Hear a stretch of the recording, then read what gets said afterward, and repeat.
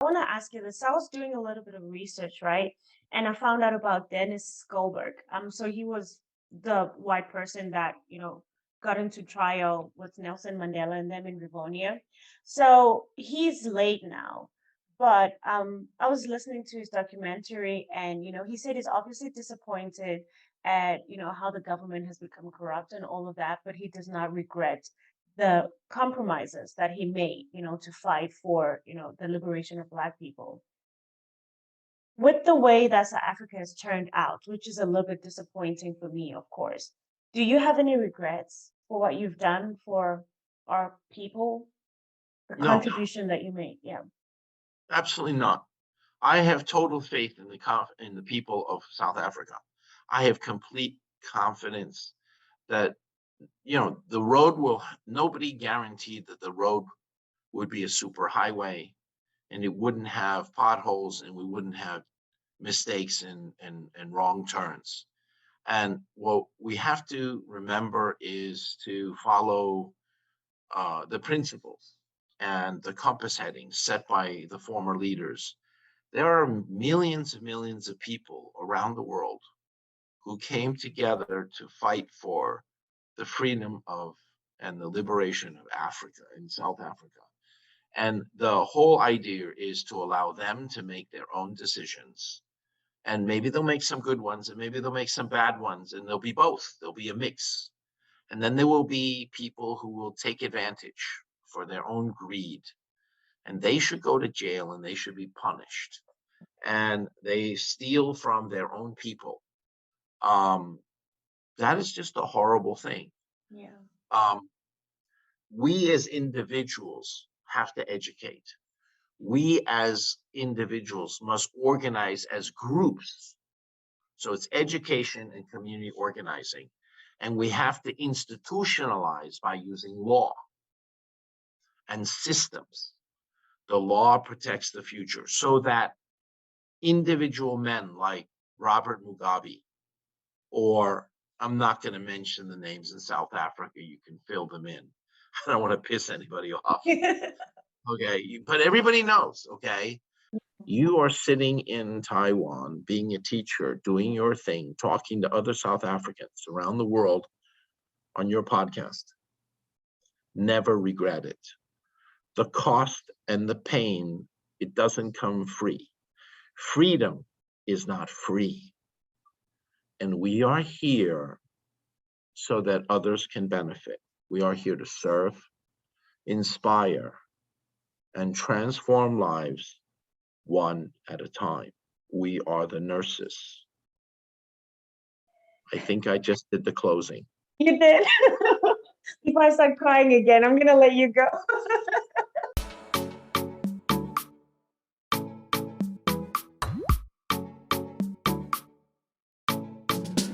Hi everyone, welcome to Conversations with Miss T, and that is me. I had a wonderful conversation with Nicholas Chen.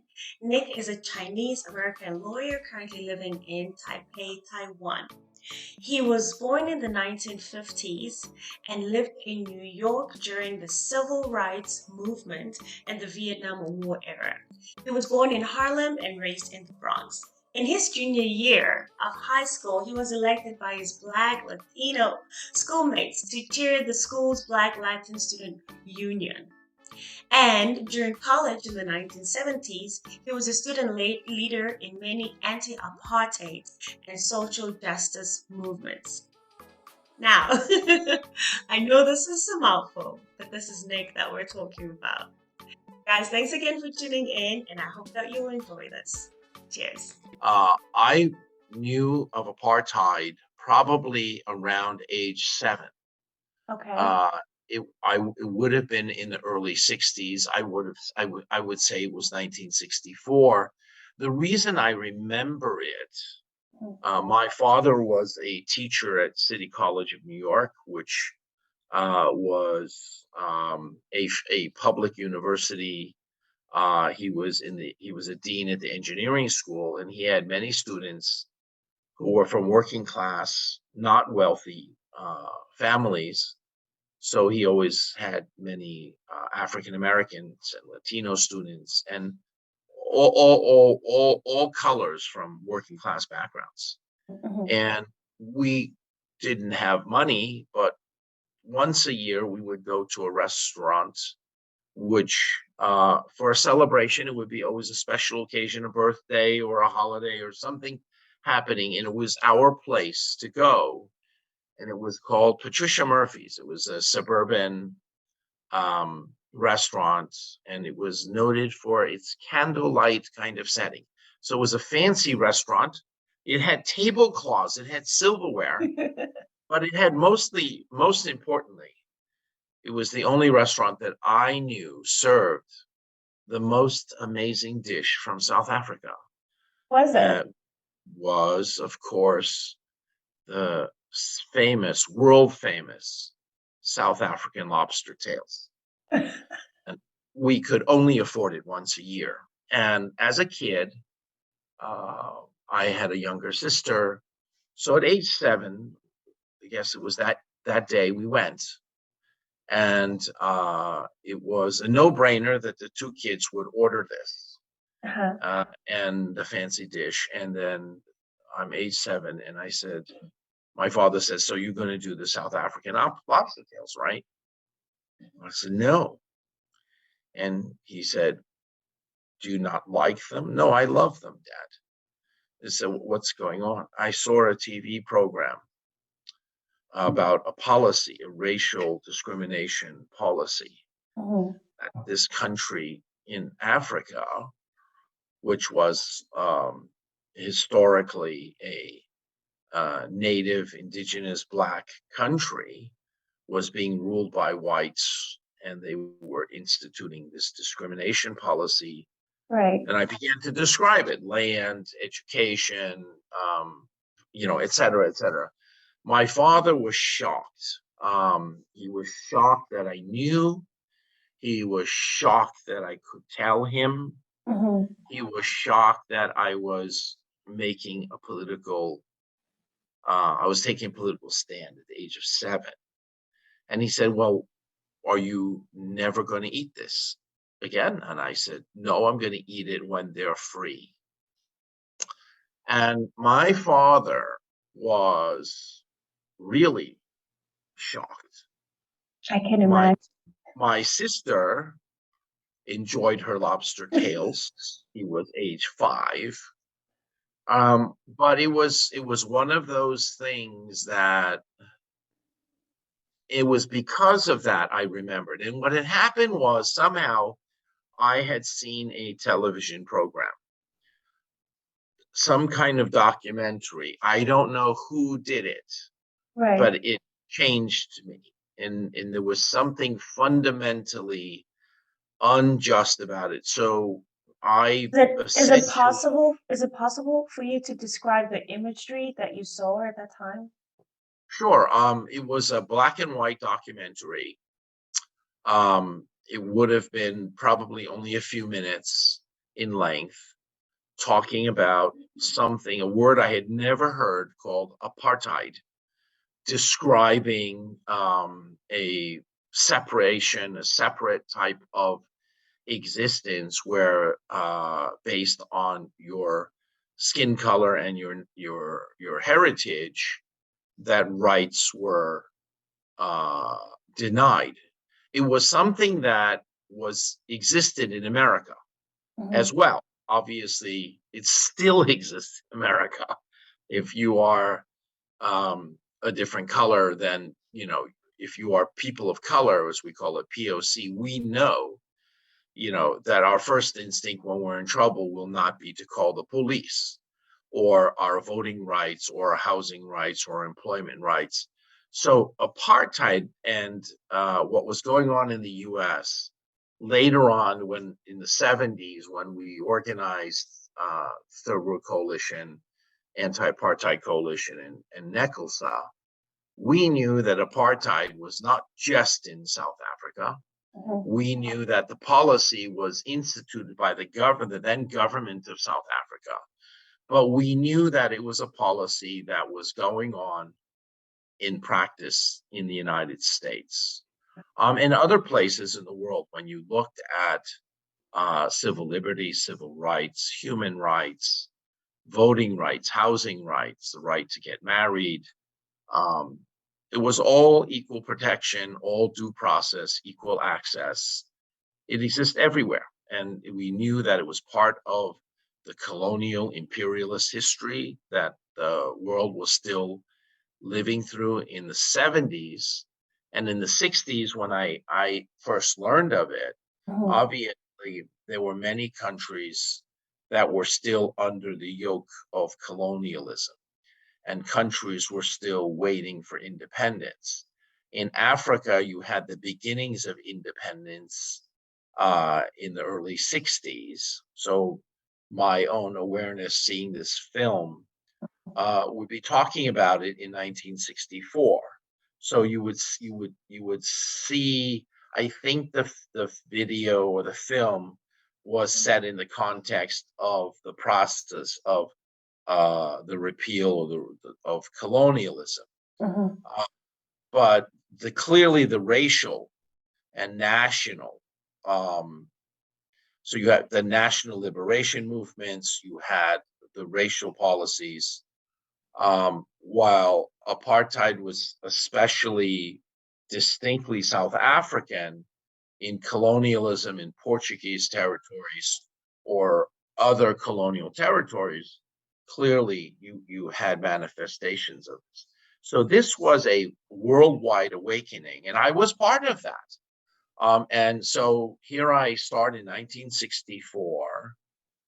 We're now in 2020. It's basically my entire life because so I've been at this now. I'm 65, so I'm almost 60 years in, and I expect that it will last more generations.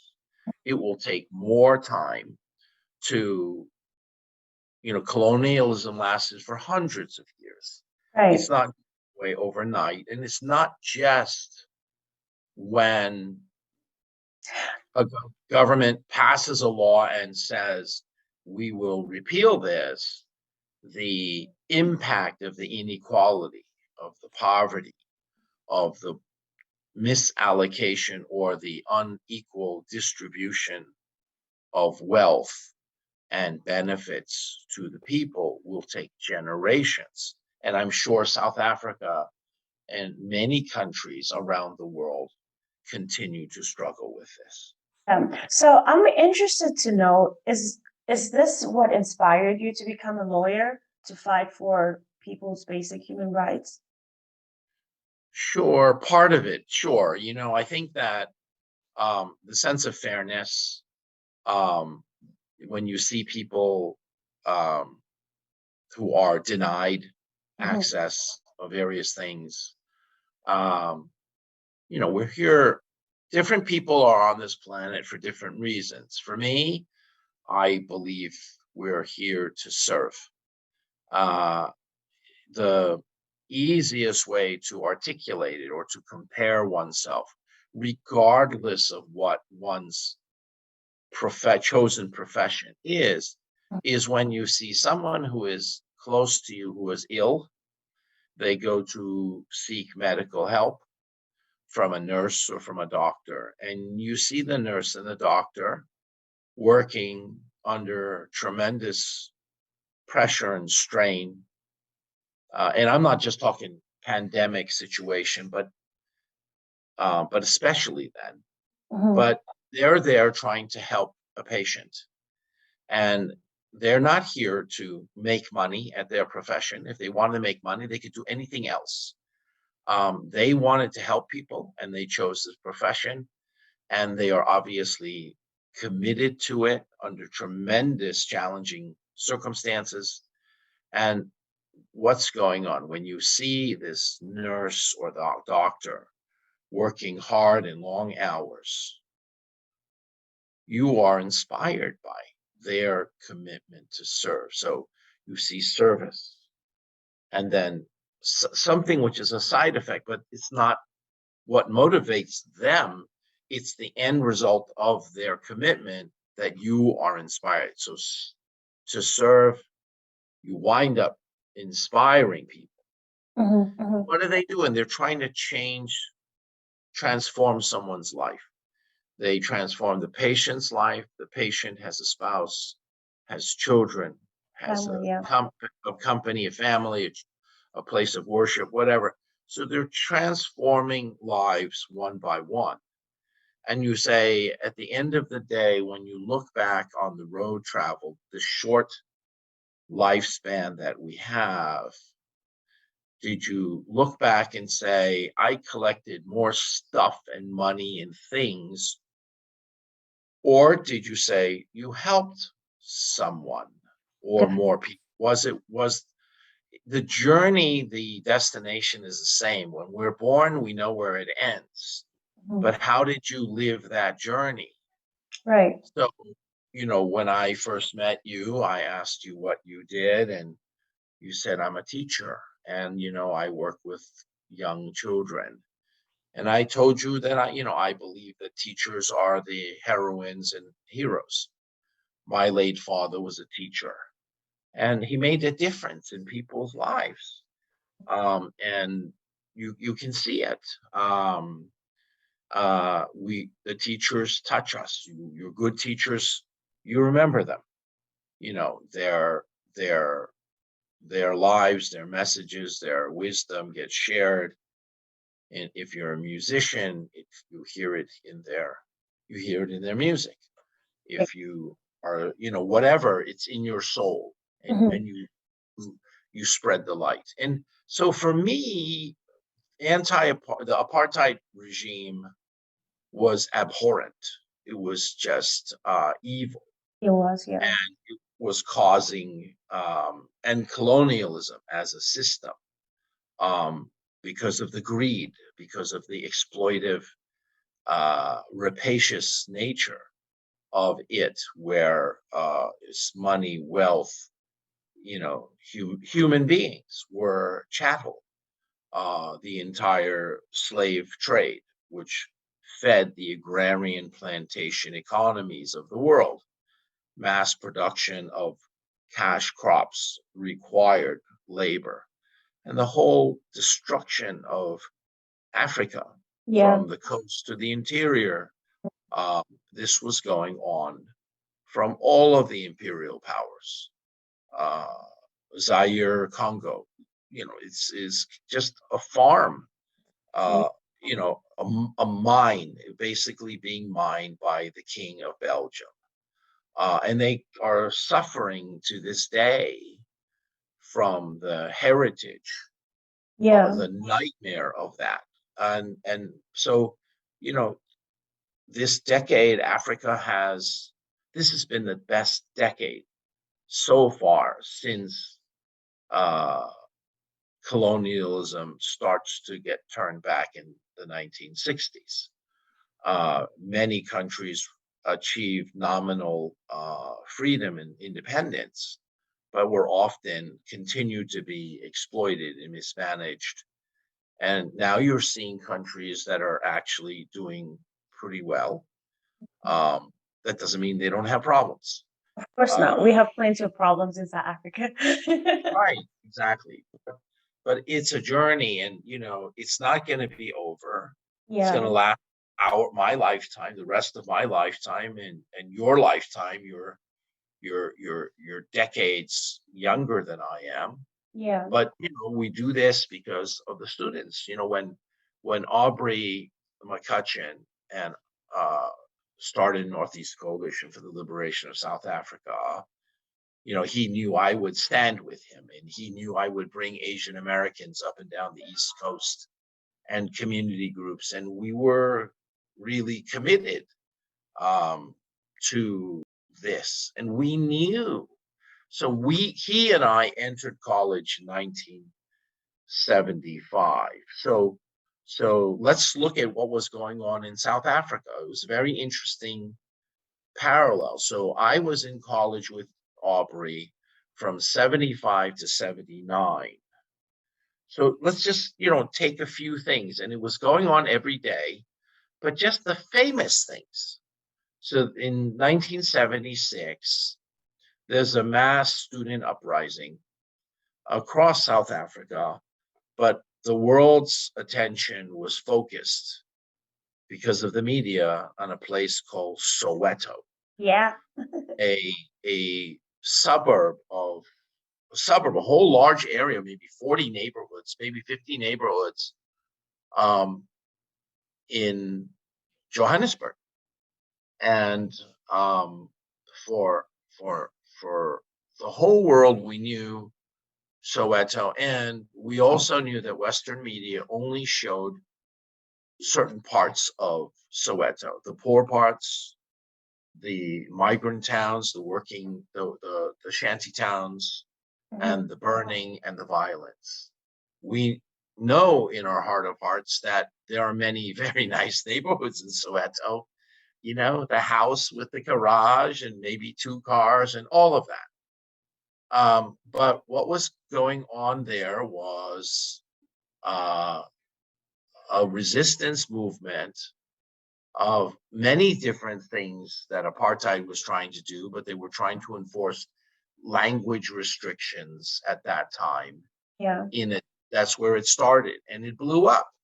And here we are in the United States, and we're seeing, rollbacks in access to education. We needed there were attacks on affirmative action. And we connected those. So we called it apartheid in America, fight apartheid in South Africa, resist apartheid in America. That was one of the rally slogans. In 1977, we had many, many events and memorials and protests over the killing of a student leader. His name was Stephen Biko. And, I don't remember all of the details, but he was a prominent student leader organizing people, not just students, but in the communities to resist, which is why they killed him. It was extreme violence. So throughout our college years, we knew that the students of South Africa couldn't talk to us, and we couldn't talk to them. But we knew we were one voice. We knew we were in the same struggle.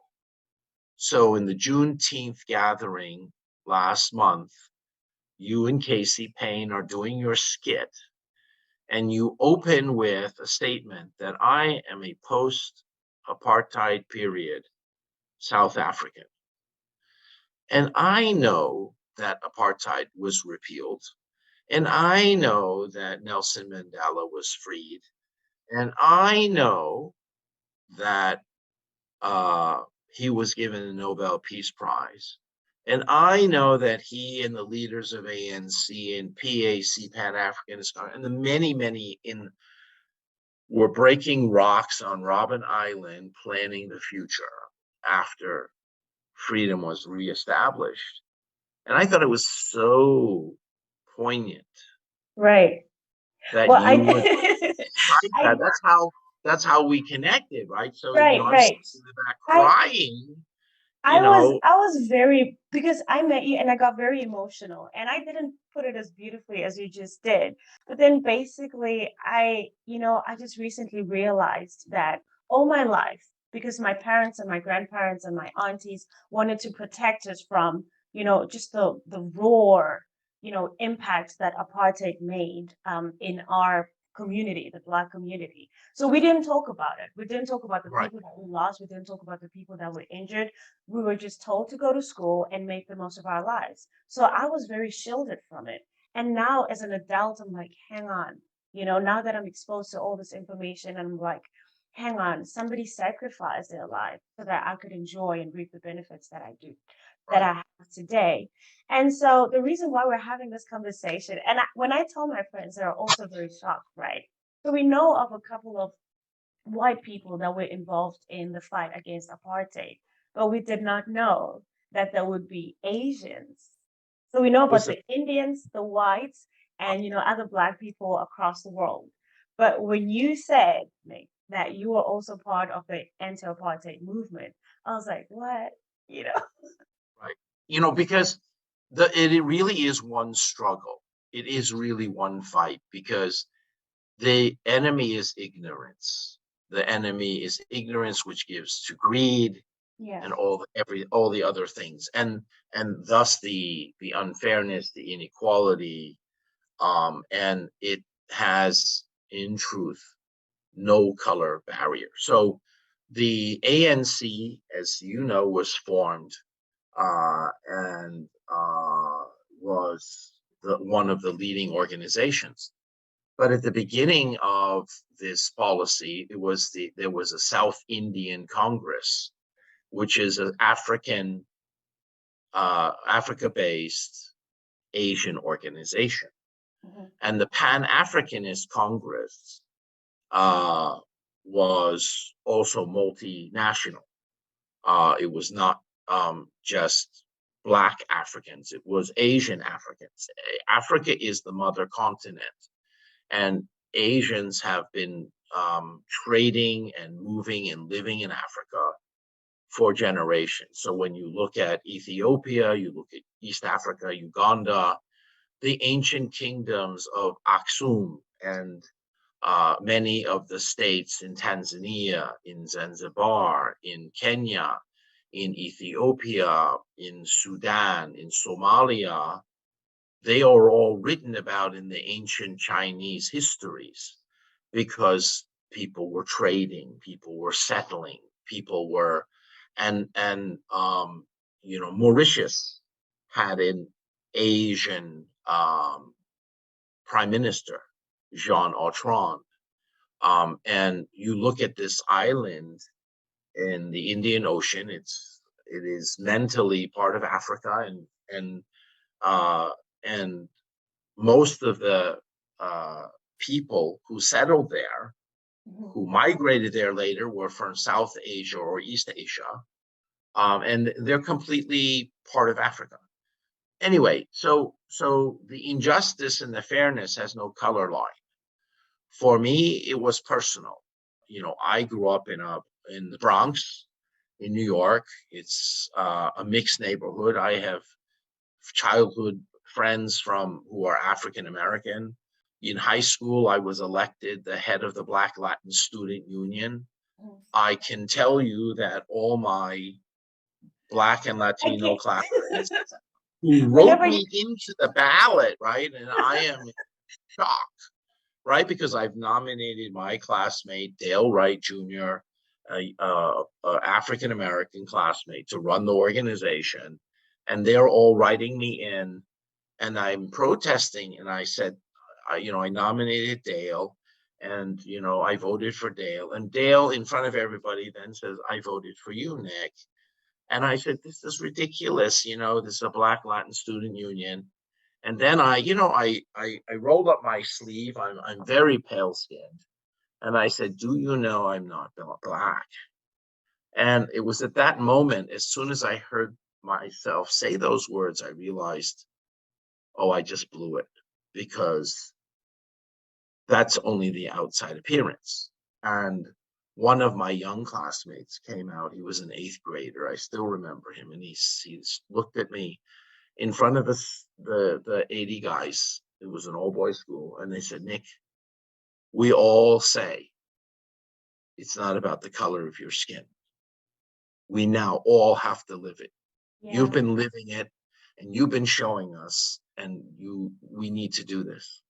And I realized, and it changed me. It was because I didn't need their stamp of approval. It was just, this is the way I am. But they knew it. And, the truth is that there are misunderstandings and ignorance across all kinds of silos and divides. And it just means that we need to talk more and work together more closely. China has been a positive force in Africa in many places. It has done some bad things, and it needs to change. And what's really good about the African governments now is they're standing up to China. They're saying the pollution has to stop, and the exploitation is not going to be tolerated anymore. And we're going to have transparent accounting and this and that. And China has been investing. China has been lending. and then China has been forgiving the debt. And fundamentally, it is still different. It is better than the historical European metropole colonial powers. Mhm. The journey isn't perfect, Yeah. but it's already more than 1,000 years old. Mhm. And so my belief is that the non-aligned movement, which came out in the 1950s in Indonesia, where the leaders of Africa and South Asia and the small nations of the non-aligned movement, those principles are still relevant. Now, Uh, I wanna ask you something. So I know there were definitely, consequences for you standing up for the, anti-apartheid movement and supporting the Black and Latin community. Can you tell us some of the punishments that you incurred? And and I remember asking you, was it worth it? And you said absolutely. So can you just take us through that, if that's okay with you? If it's sure, not too sure. hard to remember. No, no, no. There are, when I guess, the realization of this happened with my high school organization, the students in my junior year, when they surprised me and voted me in. And I remember, actually, this is not a punishment at all. It's just sharing the experience. A few weeks later, I was at home, and my father, kind of an old-fashioned traditional Chinese professor, Mhm. um, an immigrant to America, comes to me in my room, and he's holding up the school newspaper announcing that I had been elected the head of the Black Latin Student Union. And he kind of asked me, he says, "Do you have an identity crisis?" And I said, "No." He said, "This article says," and I said, "Yes, it does." "You didn't tell me." I said, "No, I didn't. I was getting around to it." And he says, "So what's going on? How come you don't know you're Asian?" And I said, "No, no, Dad, I know I'm Asian." And he says, "Well, how can this happen?" And I said, "Dad, this isn't something that's bad. And it's just my 80 classmates probably know I'm Asian, but they may think that I'm Black or Latin as well. And they're not mutually exclusive." And when we got into a conversation, he is a Asian professor teaching people of color in the classroom. And he thought about it, even in his own world, his own life. City College of New York is at 137th and Convent. It's in the middle of Harlem, in Spanish Harlem. And I said, "Dad, there are white professors that are afraid to teach there. You're not. Mm. Have you ever been bothered? Have you ever been robbed? Have you ever been mugged? No." "How many years?" And he taught there for like 50 years. Says, "No, never." "Dad, you can be Asian, you can be Black, you can be everything. It's not about the color of your skin." And I told him that story. And he accepted it. He said, "Well, you better do a good job." I said, "Yes, I will. I will do my best. I always do my best." Were there friends who didn't understand? Sure.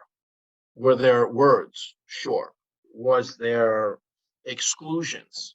Sure. Both openly and subliminally. And do you know it? Yes. But um, discrimination exists, and the consequences and the unfairness exist. So what? Get over it, Nick. Being We are born with whatever we're born with, and we're trying to make a better world. We're trying to build a rainbow coalition. Did those Uh, statements make you upset? Did they infuriate you? Get over it? I think at the beginning, it bothered me, but you have to process it, Okay. and you can't.